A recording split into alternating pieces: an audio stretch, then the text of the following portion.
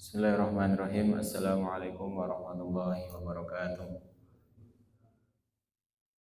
Alhamdulillahirabbil alamin wa bihi nasta'inu ala umuri dunya waddin. Wassalatu wassalamu ala Muhammadin wa ala alihi wa ashabihi ajma'in. Amma ba'd. Allahumma la ilma lana illa ma 'allamtana innaka antal alimul hakim. Allahumma 'allimna ma yanfa'una wanfa'na bima 'allamtana. Rabbana zidna ilma warzuqna fahma wal amala amin ya rabbal alamin. Alhamdulillah rabbil alamin, dengan izin Allah Subhanahu wa taala kita bisa kembali berkumpul di Masjid Umar bin Khattab yang insya Allah diberkahi oleh Allah Subhanahu wa taala. Dan kedua, tak lupa kita aturkan sholawat wassalam kepada Nabi Muhammad SAW, karena kita bisa menikmati indahnya Islam pada hari ini tidak lain kecuali atas jasa Nabi Muhammad SAW dan para sahabat yang telah memperjuangkan Islam, yang telah mempertahankan Islam dan mengorbankan apapun yang mereka punya. Maka tugas kita pada zaman ini sebenarnya simpel, tapi kalau kita pikir-pikir juga berat, yaitu menjalankan sunnah-sunnah Nabi Muhammad SAW yang telah beliau ajarkan. Maka dengan itu semoga kita bisa menjadi salah satu umat Nabi Muhammad SAW yang berhak atau cocok mendapatkan syafaat dari beliau Sallallahu Alaihi Wasallam. Bapak Ibu-ibu yang dirahmati oleh Allah Subhanahu Wa Taala, seperti biasa pada hari ini kita akan membahas tentang Baitul Maqdis. Kalau dulu kita membahas tentang kisah lengkap dari Nabi Muhammad SAW itu lahir sampai wafat, itu banyak juga pertemuannya. Sekarang kita membahas tentang Baitul Maqdis, awal mula Baitul Maqdis dari mulai zaman Nabi Ibrahim alaihissalam sampai nanti Nabi Muhammad SAW sampai nanti perang salib. Insya Allah kita akan bahas dengan izin Allah SWT. Kita akan membahas itu semua. Dan kita sudah membahas kemarin tentang awal mula Baitul Maqdis, itu diawali dengan kisahnya Nabi Ibrahim alaihissalam. Kemudian sedikit flashback biar agak nyambung. Kemudian Nabi Ibrahim alaihissalam kita tahu itu memiliki dua istri, ya, yang keduanya yaitu Sarah dan juga Hajar. Dari kedua itu lahirlah seorang nabi juga, yaitu Ismail dan juga Ishak, dan semuanya itu adalah seorang nabi. Maka para ulama mengatakan Nabi Ibrahim itu adalah Abul Anbiya, ayahnya para nabi. Kita sedikit kembali ke slide-slide sebelum-sebelumnya.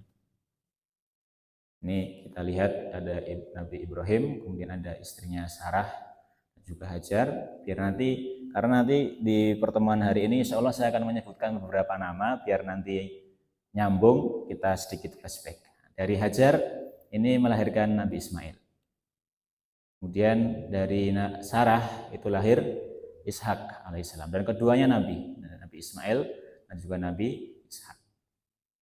Dan juga setelahnya Nabi Ishak itu menikah dengan seorang yaitu bernama Aisu, istrinya Nabi Ishak itu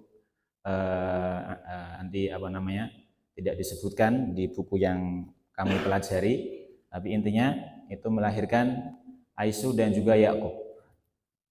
Kemudian dari Nabi Yakub ini, kalau tadi kita membahas bahwasanya Hajar itu melahirkan Ismail, kemudian keturunan Ismail siapa? Keturunan Ismail itu kita sebut zaman sekarang ya bangsa Arab itu. Jadi bangsa Arab yang tinggal di Arab Saudi sekarang itu semuanya nanti ujungnya ke Nabi Ismail.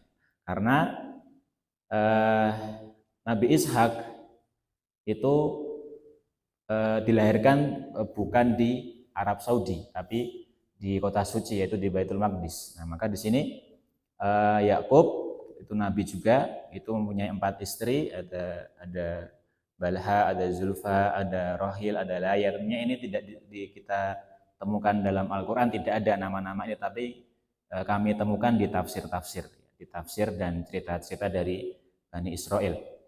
Nah, kemudian dari Rahil ini lahirlah Yusuf dan juga Binyamin. Kita tahu kisahnya, bagaimana kisah Nabi Yakub ya, dengan anak-anaknya yang 12 itu, salah satunya adalah Nabi Yusuf dan juga Binyamin ya, yang mana Nabi Yusuf itu dibenci oleh saudara-saudaranya karena paling disayang oleh Nabi Yakub, akhirnya dilempar ke sumur dan lain sebagainya. Itu semua berawal dari kota Mesir.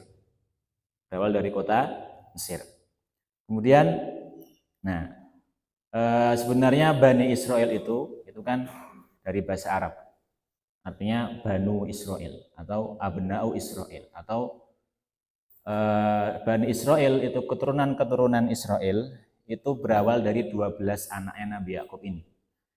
12 anak Nabi Yakub ini. Dari 4 istri tadi, ya, istri pertama namanya Laya melahirkan nama-nama ini, ya, kemudian Zulfa melahirkan 2 anak ini, kemudian Balha melahirkan 2 anak ini, kemudian istri yang keempat Rohil melahirkan Yusuf dan juga Binyamin. Nah, maka kenapa kok sekarang kita sering mendengar kata Yahudi dan sebagainya? Nah, karena itu diambil dari ini, anak dari istri pertama Nabi Yakub, yaitu Laya. Ada yang namanya Yehuda. Nah, nanti kalau kita loncat di zaman setelah Nabi Sulaiman, ada yang kita bahas ini, ya, itu Baitul Maqdis akan dijajah oleh Persia dan Romawi. Nah, orang-orang Persia dan Romawi itu memanggil orang-orang, menyebutkan atau menamai orang-orang dari keturunan Nabi Yakub ini dengan kata Yahudi. Plus agama mereka yang dianut namanya juga Yahudi. Jadi itunya kembali ke Nabi Yakub semua. Nah, ini sedikit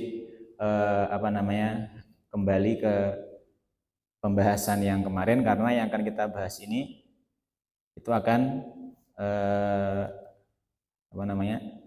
menyebutkan nama-nama yang saya sebutkan tadi. Nah, kita akan cari. Nah, yang kita bahas adalah ini, jatuhnya Baitul Maqdis dan Bani Israel. Sebenarnya ini saya tidak ngarang Pak ya, saya ngambil dari buku, dan ini bukunya bagus sekali, nanti mungkin bisa secara lengkapnya. Ini tadi saya ringkas dari bukunya karya Dr. Fatih Zagrud, itu beliau ulama besar ya, dosen besar di Kairo, Mesir, dan rahimahullahu ta'ala beliau sudah wafat. Ini ulama-ulama zaman sekarang, zaman 2000-an, jadi tidak seperti Imam Nawawi, tidak sezaman, tapi ya zaman kita, yaitu zaman 2000-an, dan wafatnya kurang lebih tahun 2000-an ke atas. Ini bukunya juga sudah ada terjemahannya, nanti bisa dicek di Tokopedia atau online shop yang lain. Kemudian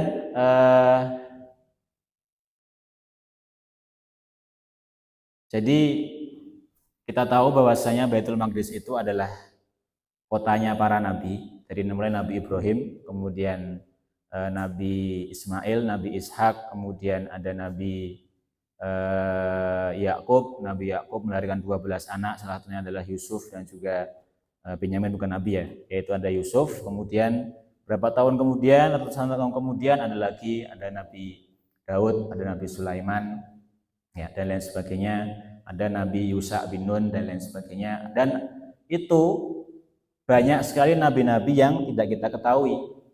Itu tadi saya hanya menyebutkan nama-nama dari 25 nabi.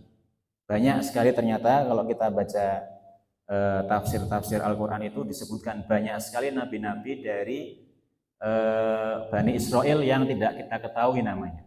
Nah, makanya Nabi Muhammad SAW itu sampai bersabda.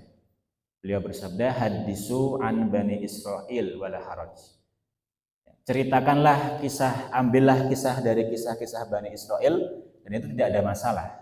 Nah, makanya banyak sekali para ulama tafsir yang menyebutkan bahwasanya kisah yang saya cantumkan ini adalah kisah Bani Israel dari buku-buku Taurat dan lain sebagainya. Itu tidak ada masalah. Nah, karena memang banyak sekali pelajaran-pelajaran yang harus kita ambil dari Bani Israel ini. Yang mana kaum ini dulunya adalah kaum yang khusyuk beribadah, pembantu para nabi, kok bisa hancur itu gimana? Kok bisa dimusnahkan oleh Allah Subhanahu wa taala gimana? Nah, ini makanya buku yang dikarang oleh Dr. Fathi ini namanya kalau dalam bahasa Arab Nawazil Kubro fi Tahril Islam, atau bencana-bencana Islam di sejarah Islam. Bencana-bencana besar selama sejarah Islam. Bencana apa? Salah satunya adalah jatuhnya Baitul Maqdis. Itu kan bencana. Atau yang lainnya yang disebutkan jatuhnya Khilafah Turki Utsmani disebutkan juga. Atau jatuhnya yang lain Khilafah Abbasiyah disebutkan juga. Jadi zaman dahulu itu kita, kalau zaman sekarang seperti Eropa, Pak. Jadi Islam dulu itu seperti Eropa. Jadi rujukan.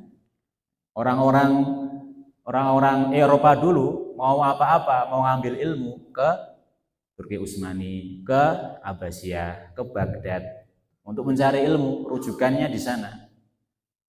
Ya kalau kita bayangkan kayak kita sekarang ini, orang Islam kalau mau nyari ilmu di mana? Oh, ke Inggris. Oh, ke sana. Karena apa? Sekarang pusat peradaban dipegang oleh orang Eropa, seperti itulah. Jadi Islam itu dulu besarnya segitu. Saking besarnya orang-orang seluruh dunia itu ngambil ilmu matematika. Kita tahu semua ada Ibnu Sina dan lain sebagainya. Itu semua, mereka semua sebenarnya itu mengambil ilmu dari kita, dari orang Islam. Nah, kok bisa kerajaan besar itu, kita ambil contoh kerajaan Khilafah Abbasiyah. Itu kan 5 abad bertahan. Kok bisa 5 abad tiba-tiba sekarang tidak ada sisanya? Tidak ada kita tahu kisah, satupun kisah yang bisa kita ambil dari Abbasiyah, kok bisa? Nah, ya gitu kita akan bahas. Yang kita akan bahas sekarang Baitul Maqdis. Kenapa kok sampai sekarang umat Islam belum bisa mengambil kembali Baitul Maqdis? Nah, maka ini akan kita ambil pelajaran. Jadi dari mulai Nabi Ibrahim sampai Nabi Sulaiman itu baru proses pembentukan Baitul Maqdis. Nah, maka di sini mulai terjajahnya Baitul Maqdis itu setelah zamannya Nabi Sulaiman. Maka di sini Baitul Maqdis dan Bani Israel setelah zaman Nabi Sulaiman akan kita bahas. Nah, setelah Nabi Sulaiman wafat, tentunya sebelum Nabi Sulaiman dan Nabi Daud, ya, Nabi Daud itu kita tahu itu kan musuhnya Tolut, dan sudah dibunuh oleh Nabi Daud. Kemudian lahirlah anaknya yaitu Nabi Sulaiman, dan Nabi Sulaiman ini fokus untuk mempercantik, memperindah Baitul Maqdis. Kita tahu sampai ada cerita-cerita pasukannya, tidak hanya manusia, ada iblis, ada jin pasukannya Nabi Sulaiman, ada hewan-hewan, ada semut. Kalau Nabi Sulaiman benar bisa ngomong sama semut. Kalau zaman sekarang ada orang yang aku bisa ngomong sama semut, ya. Gak usah kita sebutkan namanya. Nah, maka setelah Nabi Sulaiman wafat, karena kerajaannya sangat besar sekali, maka dijadikan pengen dicari nih, mana ini yang katanya Sulaiman itu membangun kuil. Nah, maka dicari di sini oleh Persia dan juga Romawi. Maka setelah Nabi Sulaiman wafat, Bani Israel itu terbagi 2. Ada yang ikut ke kerajaan Israel, ada yang ikut ke anak cucunya Yehuda. Jadi Yehuda itu kita sudah bahas, Yehuda itu salah satu 12 anak dari 12 anaknya Nabi Yakub alaihissalam. Kemudian kerajaan Israel tadi terjajah ya, dan hancur oleh Fir'aun Mesir. Tentunya Fir'aun ini bukan Fir'aunnya yang tenggelam, Pak. Bukan Fir'aun yang tenggelam ketika ingin mengejar Nabi Musa, bukan. Jadi semua raja Mesir itu julukannya Fir'aun. Tentunya dengan nama-nama yang berbeda. Ya kayak kita di Indonesia itu presiden. Presiden pertama, kedua, ketiga, keempat, kelima, sampai tentunya presiden pertama, kedua, ketiga, dan sebagainya itu kan punya nama-nama yang berbeda. Sama juga dengan ini. Jadi Fir'aunnya dulu ketika Fir'aunnya Mesir itu juga menjajah Baitul Maqdis setelah Nabi Sulaiman wafat. Itu sekitar 608 sebelum Masehi. 608 sebelum Masehi, 2600 tahun yang lalu berarti. Kemudian kerajaan satunya, nah itu dibombardir atau dijajah juga oleh ada satu raja yang kuat luar biasa, namanya Bukhtanasor. Jadi kalau di teks Arabnya di buku-buku tafsir dijelaskan namanya ini adalah Bukhtanasor. Tapi kalau secara Latinnya, jadi ketika saya cari, saya tulis pakai bahasa Arab Bukhtanasor, keluarnya ini Pak, Nebukadnezar. Nebukadnezar ini juga seorang raja Romawi, bukan, raja Babilonia. Raja Babilonia. Jadi zaman dahulu itu ada empat raja yang terkenal yang menguasai dunia. Yang pertama adalah ada dua orang Muslim atau menyembah Allah, dua orang lagi orang kafir tidak menyembah Allah Subhanahu wa taala. Yang pertama adalah Nabi Sulaiman, yang kedua adalah Zulkarnain. Ini dua orang yang terkenal pada zamannya itu menguasai dunia. Kemudian dari orang yang tidak menyembah Allah Subhanahu wa taala, itu yang pertama adalah ini Bukhtanasor ini, karena kerajaannya yang luar biasa di daerah Babilonia. Kemudian yang kedua dari orang kafir yang menguasai dunia ketika itu adalah Namrud, bukan Fir'aun. Kalau Fir'aun hanya Mesir, tapi ini ditakuti oleh seluruh dunia. Nah, maka nanti akan kita bahas dalil Al-Qur'annya apa. Tapi sebelumnya kita paparkan dulu secara detail, nanti di akhir insya Allah kita sebutkan dalil dari Al-Qur'an. Kemudian Nebukadnezar, ini raja Babilonia, itu mulai menjajah Baitul Maqdis pada tahun sekitar 721 sebelum Masehi. Kemudian kerajaan Israel itu dikuasai Fir'aun. Kemudian tadi si Bukhtanasor ini karena menguasai Yehuda, menguasai kekuasaan Yehuda, ya, itu ingin mengambil alih kerajaan Israel juga yang sudah dikuasai oleh Fir'aun tadi. Akhirnya diambil alih dan berhasil. Nah, kemudian Nebukadnezar ini atau kita bisa kenal Bukhtanasor itu menghancurkan kuil yang dibangun oleh Nabi Sulaiman dan tempat ibadah Bani Israel. Jadi semua kalau zaman sekarang seperti masjid atau musola, langgar itu dihancurkan semua. Ya sama Bukhtanasor. Kemudian periode menetapnya Bani Israel di Palestina itu berlangsung sejak masuknya Yusha bin Nun hingga jatuhnya kerajaan Yehuda sekitar 5 abad. Kita kemarin sudah membahas pertemuan sebelumnya, ada seorang nabi namanya Yusha bin Nun. Yusha bin Nun ini itu adalah nabi pertama yang berhasil membawa Bani Israel masuk kembali ke Baitul Maqdis. Karena sebelumnya di zamannya Nabi Musa itu kan di Mesir. Di Mesir kemudian lari dari Fir'aun, ya kan Pak? Tahu ya? Dari Fir'aun, kemudian Fir'aun tenggelam. Nah itu Nabi Musa belum berhasil membawa Bani Israel masuk ke Baitul Maqdis. Tapi Yusha bin Nun berhasil. Nah, dari zaman Yusha bin Nun sampai kejadian ini itu sekitar 5 abad. Sekitar 5 abad. Jadi 500 tahun Bani Israel itu bisa mensejahterakan Baitul Maqdis.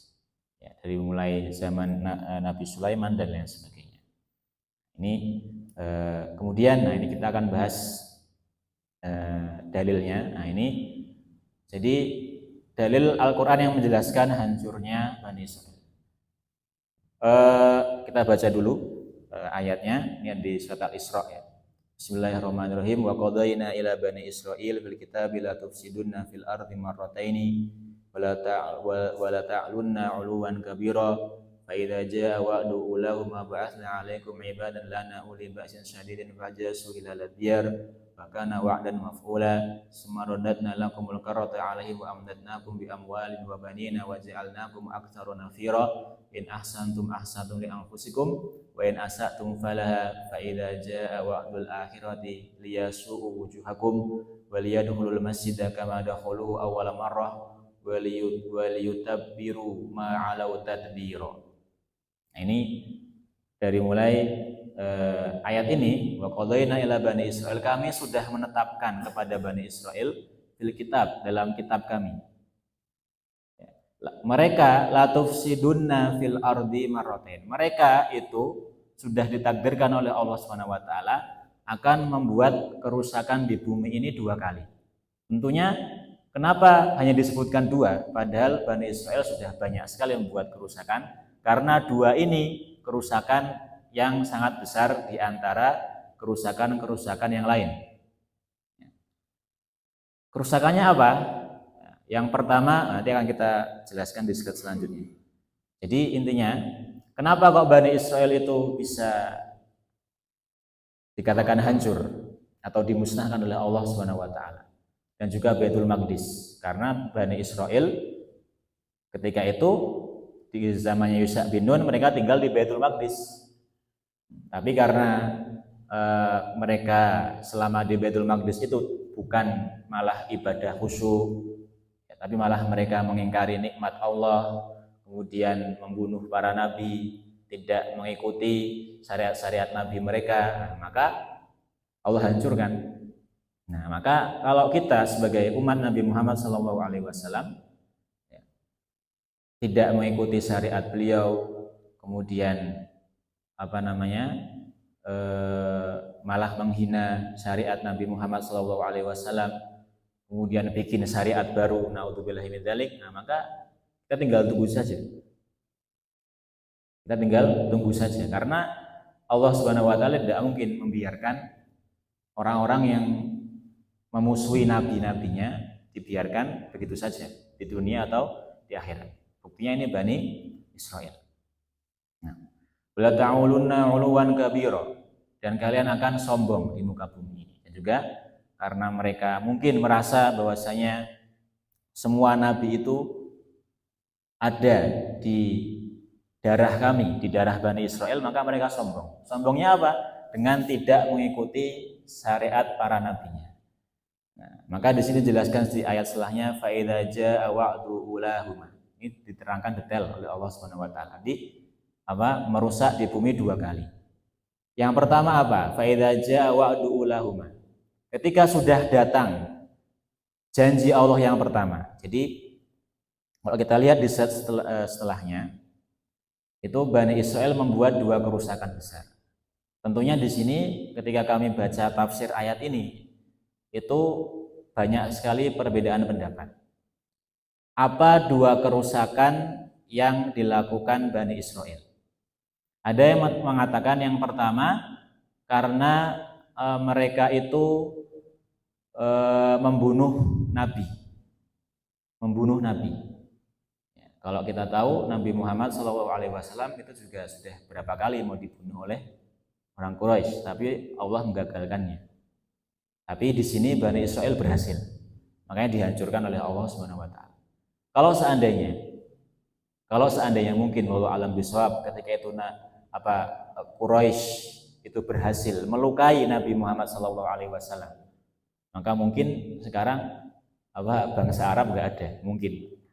Karena ini balasan bagi orang yang membunuh nabinya, itu akan dibinasakan oleh Allah Subhanahu wa taala. Maka fa idza jaa wa'du ulahuma, ketika Bani Israel itu melakukan kerusakan yang pertama, yaitu membunuh nabi. Ada yang mengatakan di sini Nabi Zakaria, ada yang mengatakan yang dibunuh Nabi Yahya, ada juga yang mengatakan nabi yang lain yang tidak disebutkan dalam Al-Quran. Intinya di sini membunuh nabi.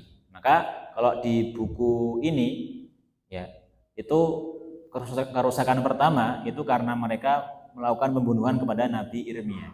Kita baru dengar nih Nabi Irmia. Jadi ada ketika itu ada seorang nabi yang namanya Nabi Irmia, itu hidup setelah masa Yusha bin Nun. Dan juga ngurusi Bani Israel juga, tapi akhirnya dibunuh oleh Bani Israel. Dan balasannya apa?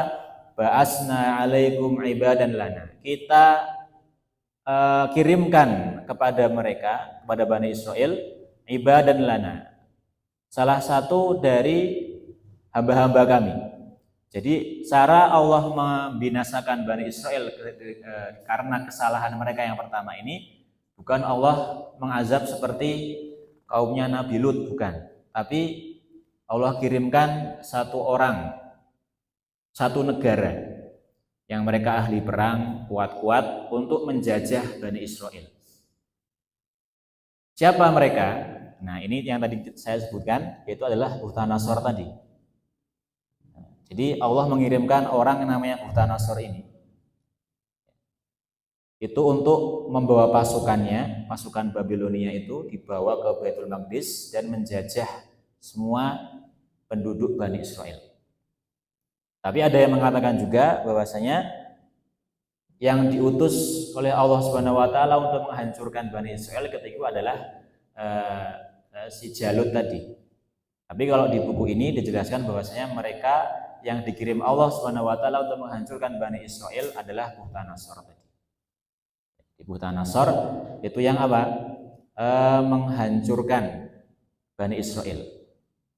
Ibadan lana uli ba'sin syadid, yang mana hamba kami itu memiliki kekuatan yang luar biasa. Fajasu ilal diyar, dan mereka atau Bukhtanasor tadi yang Allah kirimkan kepada Bani Israel itu menghancurkan rumah-rumah mereka. Jadi Bukhtanasor tidak hanya jajah, tapi memporak-porandakan semua yang ada di sana. Kalau kita tahu ya sejarah Indonesia dulu kan dijajah Belanda, Pak ya, tapi masih kejam Bukhtanasor ini. Semua yang dihancurkan tanpa sisa. Bahkan Baitul Maqdis pun juga dihancurkan. Makanya nanti kalau kita loncat ke masa Nabi Muhammad, itu ketika Nabi Muhammad itu melakukan Isra Mi'raj, belum ada bangunannya. Padahal sudah dari zaman Nabi Ibrahim. Sudah ratusan abad itu kan. Tapi ketika Nabi Muhammad itu Isra Mi'raj, belum ada bangunannya. Itu berarti bukti bahwasanya tanahnya masih ada. Tanah Baitul Maqdisnya tetap ada. Tapi bangunan-bangunan yang sudah dibangun oleh para nabi terdahulu seperti Nabi Ibrahim, Nabi Sulaiman itu sudah hancur semua. Karena Allah mengirimkan ini ba'asna alaikum ibadan lana uli ba'sin syadidin fajasu hilalatiyah. Terangkan juga bahwasanya Bukhtanasor tidak hanya membunuh tapi juga membakar Taurat, kitab suci Bani Israel itu dibakar juga, pokoknya dihanguskan ketika itu Baitul Maqdis. Wa kana wa'dan maf'ula, dan ini janji kami, janji Allah Subhanahu wa taala yang pasti terjadi dan sudah terjadi. Itu kesalahan pertama. Jadi ketika itu Bani Israel membunuh nabinya, nabi yang diutus. Ada yang mengatakan Nabi Zakaria, ada yang mengatakan Nabi Yahya, ada yang mengatakan Nabi Irmia tadi. Kemudian summa radatna lakumul karrata alaihim. Kemudian tapi Allah ini karena Maha Pengasih lagi Maha Penyayang, itu kasih sayang Allah itu kadang-kadang nggak masuk akal, sangat-sangat nggak masuk akal. Kayak kita lah, gak usah jauh-jauh. Kita ini ya kadang-kadang maksiat, ya sholat jalan, tapi ya maksiat ya kadang jalan juga. Tapi ya kok masih dikasih makan, ya bang, dikasih makan, masih dikasih kesehatan, itu nggak masuk akal sama sekali. Kalau kita melihat kita punya bisnis, punya karyawan banyak, datang telat terus karyawannya. Ya, kemudian disuruh A nggak ngerjain, disuruh B malah ngerjain Z. Kita minimal potong gaji mereka. Dewa, kita kurangi rezeki mereka. Tapi Allah enggak.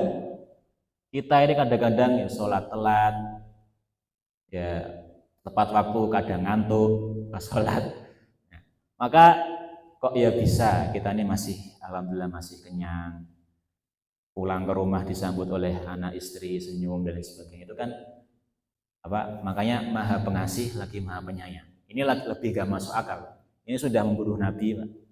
Bani Israel sudah membunuh Nabi, kemudian summarodatna lakum karrota alaihim. Tapi memang sudah ada balasannya, tapi Allah masih sayang sama Bani Israel.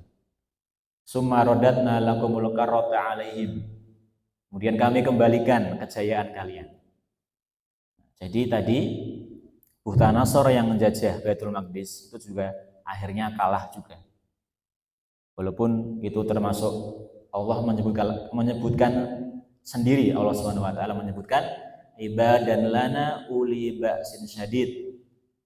Orang ini yang akan saya kirim, yang akan Allah kirim ke Baitul Maqdis itu sangat kuat sekali.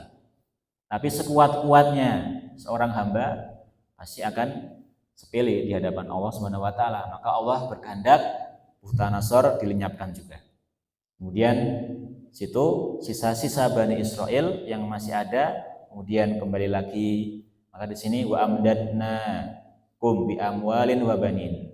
Kita berikan kalian amwal wa banin, harta, kemudian anak-anak, ya, disuburkan lagi. Wa ja'alnakum aksara nafira. Kita jadikan kalian berjumlah banyak lagi yang tadinya hampir punah karena kesalahan mereka. Yang pertama, dijajah oleh Bukhtanasor, raja Babilonia,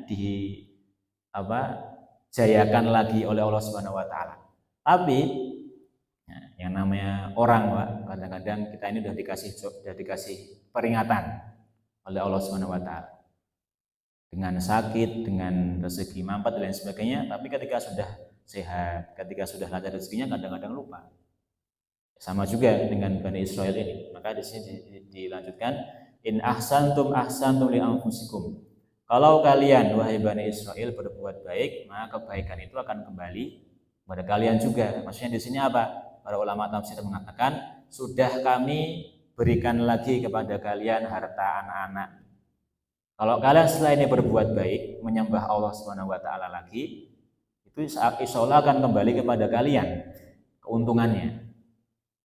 Maka saya pernah dapat nasihat dari seorang supir yang ngobrol-ngobrol biasa sama supir. Orang ini, beliau mengatakan, ya kalau kita ini berbuat baik apapun itu toh Pak, itu kan ya kebaliknya ke kita. Memang benar.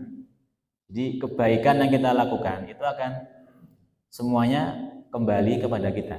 Dalilnya apa ya ini? In ahsantum li anfusikum. Wa in asatum falaha. Tapi kalau kalian durhaka lagi setelah ini, ya kalian akan dapat balasannya juga. Nah, maka mereka taat atau durhaka, Pak? Durhaka ternyata. Fa idza jaa wa'dul akhirati. Ketika Allah menentukan janjinya, ini kan apa janjinya? Bani Israel itu akan merusak atau membuat dua kesalahan yang besar. Pertama tadi. Yang kedua, fa idza jaa wa'dul akhirati, ketika janji kami yang terakhir, hukuman kami yang terakhir karena kesalahan mereka yang kedua. Nah, kesalahan mereka kedua itu apa?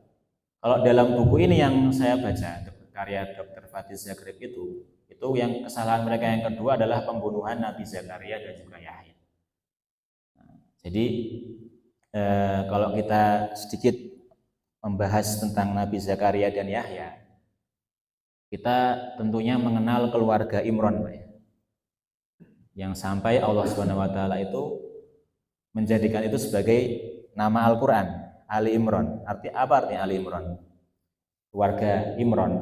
Imron itu bukan nabi, tapi keluarganya itu sampai kisahkan dalam Al-Qur'an. Ketika Allah menyebutkan seorang menyebutkan nama dalam Al-Quran, bahkan sampai dijadikan surat, nama surat, itu berarti ada keistimewaan. Maka ini keluarganya Imron ini istimewa. Dari seorang ayah namanya Imron, bukan seorang nabi. Beliau punya istri, ya, istrinya berdoa kita tahu, wa id qalat imra'atu Imrana Rabbi inni nadartu laka ma fi batni muharraran fataqabbal minni.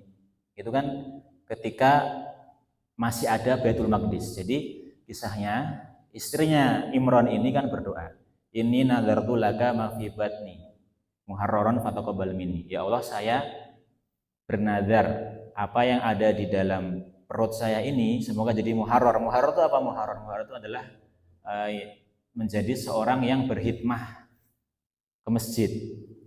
Masjid apa? Baitul Maqdis. Jadi ketika itu sudah masih ada bangunan Baitul Maqdis. Kemudian tentunya ini sebelum apa? Sebelum datangnya tadi Buta Nasor tadi. Sebelum Bani Israel nakal tadi.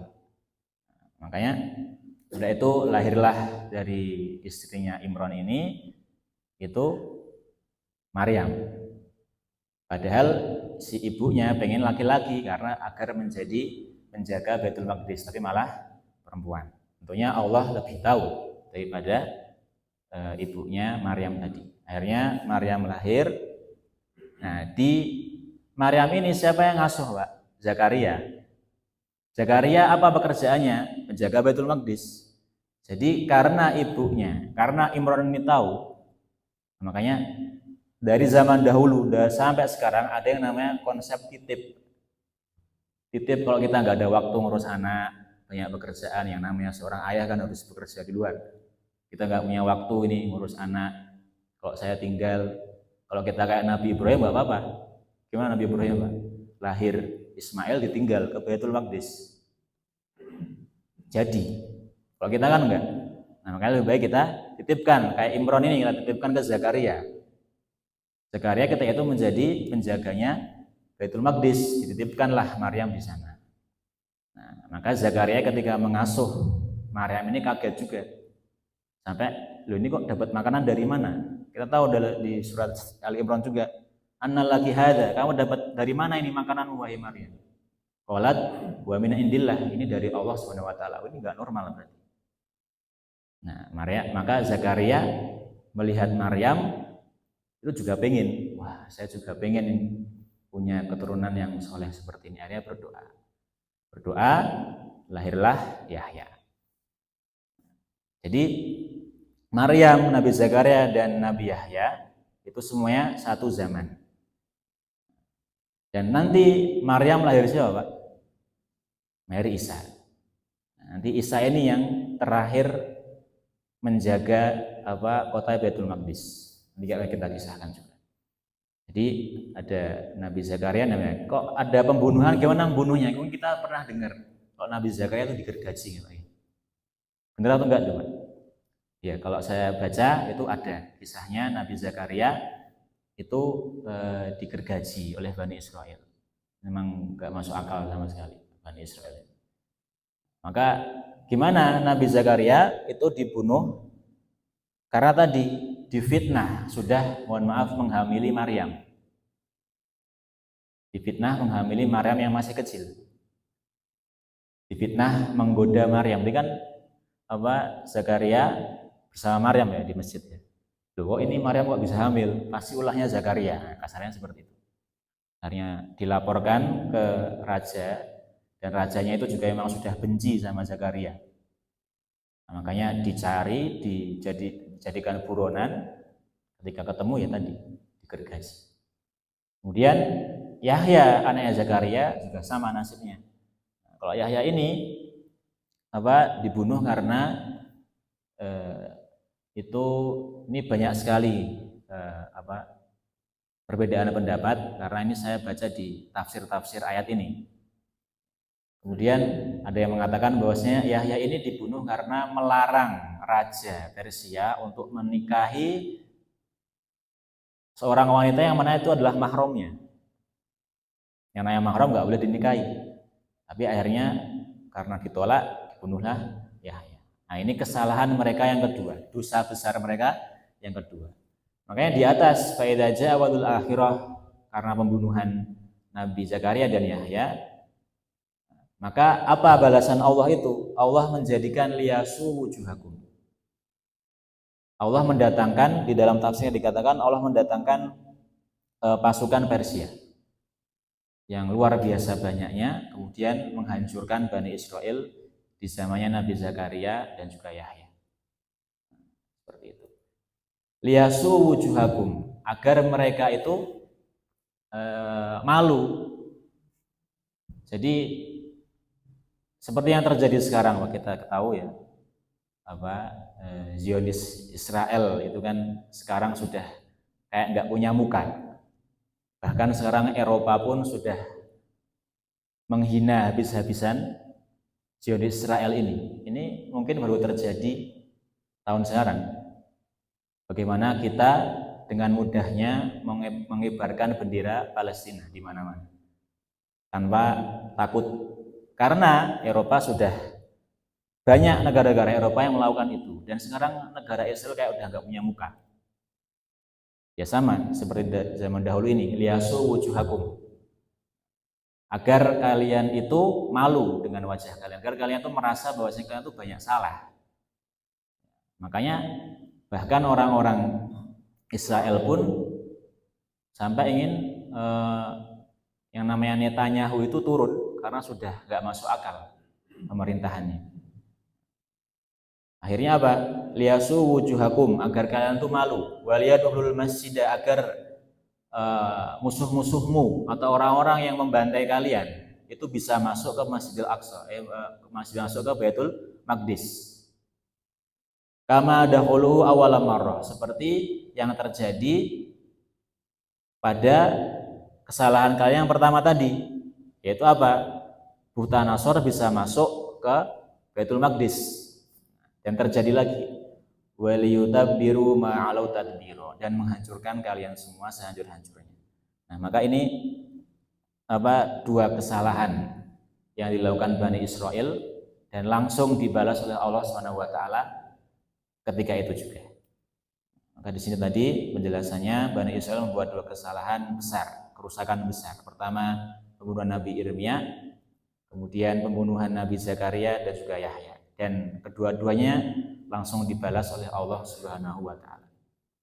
Kemudian di sini Allah menghukum Bani Israel dalam kerusakan pertamanya. Ini kerusakan pertama yang membunuh Nabi Irmia, tapi ada juga yang mengatakan kerusakan pertama adalah karena tidak taat ya dengan nabi-nabi sebelumnya, ya durhaka.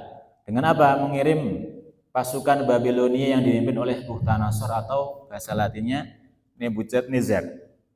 Ini raja atau nama raja yang ketika itu menjadi raja di negara Babilonia.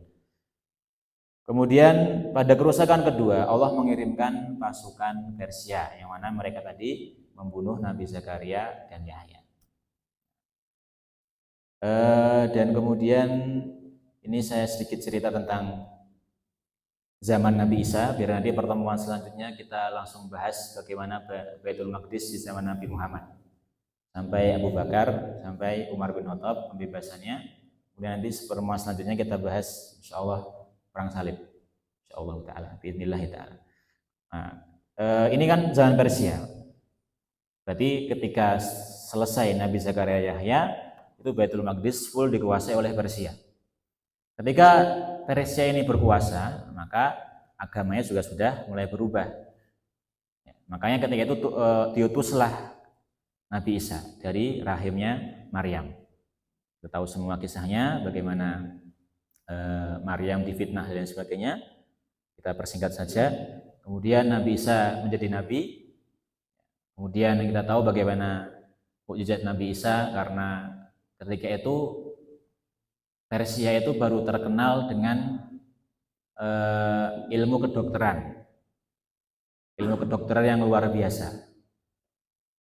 Makanya Nabi Isa itu punya mukjizat, kita tahu semua. Ilmu kedokteran juga, sampai sekarang nggak ada ilmu ini, ilmu menghidupkan orang mati. Dan itulah fungsinya mukjizat. Jadi mukjizat itu kenapa dikatakan mukjizat? Karena melemahkan kekuatan orang-orang ketika itu. Maka mukjizat Nabi Muhammad itu Al-Qur'an. Al-Qur'an terkenal dengan apa? Dengan bahasanya. Karena orang Quraisy ketika itu baru terkenal dengan kefasihannya, suka sering membuat syair. Bahkan para budak itu bisa dibebaskan hanya karena mereka bisa membuat kata-kata indah, dibebaskan. Maka turunlah Al-Quran. Maka tidak sedikit orang-orang masuk Islam hanya karena mendengar Nabi Muhammad membaca Al-Quran. Salah satunya Umar bin Khattab masuk Islam karena membaca ayat Al-Quran. Loh, ini kok indah sekali bahasanya. Ini bukan perkataan manusia. Seperti itu. Maka Nabi Isa juga sama. Ilmu kedokteran luar biasa ketika itu di zaman Persia. Akhirnya Allah menurunkan mukjizat yang luar biasa, ilmu kedokteran yang bisa menghidupkan orang mati. Sampai sekarang tidak ada. Ada Pak? Ilmu kedokteran yang bisa menghidupkan orang mati? Tidak ada. Hanya Nabi Isa. Maka ketika itu Nabi Isa mengurusi Bani Israel, mengurusi orang Persia ini. Kemudian ada fitnah, mulai terjadi fitnah. Kemudian Nabi Isa diburu. Kemudian Nabi Isa meminta murid-muridnya. Nabi Isa mengatakan, siapa yang ingin menolong saya? Kita kenal namanya Hawariyun, Pak, ya, Hawariyunnya Nabi Isa. Bagaimana cara menolong wahai Nabi Isa? Silakan maju satu orang, nanti orang itu akan menjadi saya. Jadi dia meminta orang itu untuk berkorban. Akhirnya ada satu orang, kemudian Allah membuat dia itu mirip dengan Nabi Isa, kemudian disalib, Pak, ya, dan dibunuh. Terus gimana Nabi Isa? Maka Allah berfirman, bal rafa'allahu ilaihi. Nabi Isa yang asli itu diangkat oleh Allah SWT ke surga. Tapi Bani Israel ketika itu ngeklaim kami sudah membunuh Nabi Isa. Nah, makanya itu juga dikisahkan dalam Al-Quran itu kisahnya. Inna qatalna Isa ibnu Maryam Rasulullah. Inna qatalna Isa ibnu Maryam. Kita sudah membunuh Isa anaknya Maryam. Tapi Allah membalas, wa ma qataluhu wa ma salabuhu walakin syubbiha lahum. Tidak. Mereka itu tidak membunuh Isa. Mereka juga tidak memacung Isa. Walakin syubbiha lahum. Yang mereka bunuh, yang mereka pacung, yang mereka salib itu adalah orang yang kami buat mirip dengan Nabi Isa. Nabi Isa di mana? Bal rafa'allahu ilaihi. Kami angkat Nabi Isa. Nanti kita tahu di akhir zaman Nabi Isa turun, ya, tapi tidak membuat syariat baru, tapi mengikuti Imam Mahdi, mengikuti atau menjadi makmumnya Imam Mahdi. Jadi nanti tugasnya Nabi Isa ke sini apa? Ketika hari kiamat nanti. Ya, pertama membunuh Dajjal, kita tahu semua kisahnya mungkin ya Pak ya. Kemudian turun, tidak membuat syariat baru, menjelaskan saya ini bukan Tuhan kalian, saya adalah Nabi utusan Allah. Kemudian membunuh semua babi dan lain sebagainya, itu juga dilakukan oleh Nabi Isa alaihissalam. Nanti ketika Nabi Isa wafat, Baitul Maqdis tetap seperti itu Pak, hanya berupa tanah, tidak ada bangunan sampai nanti di zaman Nabi Muhammad Sallallahu Alaihi Wasallam. Insya Allah kita jelaskan, kita rangkumkan bagaimana Baitul Maqdis ketika di zamannya Nabi Muhammad Sallallahu Alaihi Wasallam. Begitu saja untuk pada malam hari ini. Semoga dengan ini kita bisa semakin cinta dengan tanah suci kita. Yang kedua yaitu Baitul Maqdis, karena bagaimana kita bisa mendukung, bisa membela Baitul Maqdis kalau kita tidak cinta. Bagaimana kalau kita bisa dikatakan cinta kalau kita nggak tahu kisahnya seperti apa. Kita saja ingin melamar seseorang harus tahu minimal CV-nya seperti apa. Ini orang yang seperti ini, kita baru paham. Maka kalau kita ingin membela apa yang kita cintai, minimal kita tahu bagaimana sejarahnya. Saja, wallahu a'lam bishawab. Mohon maaf kalau ada kesalahan dari saya sendiri, jika ada kelebihan dari Allah Subhanahu wa taala. Mohon maaf kalau terlalu lama. Assalamualaikum warahmatullahi wabarakatuh.